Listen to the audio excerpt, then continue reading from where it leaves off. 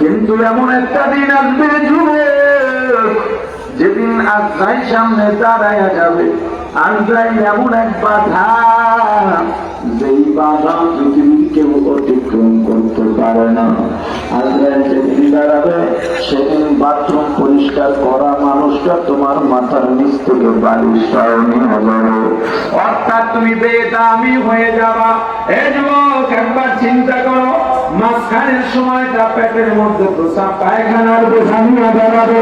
বলো যুবক, বলো, যার জন্ম না পাক দিয়া বিদায় বেদামি হইয়া মাঝখানের সময়টা বাথরুমের টাঙ্কির ভূমিকায় কাটায়, ওই মানুষটা কোনদিন অহংকার করতে পারেনি। যুবক চিৎকার দিয়া হুজুরকে জড়া ধরে বলে, হুজুর বুঝি নাই, বুঝি নাই। এমন চিন্তা যদি মানুষ করতো আর নিজেকে নিজে চিনত, তাহলে আল্লাহর সঙ্গে না প্রমাণ করতে পারত না।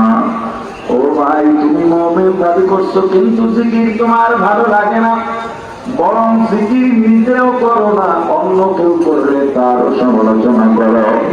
অথচ মুমিনের কাছে সবচেয়ে মজাদার লফজ ছিল লা ইলাহা ইল্লাল্লাহ।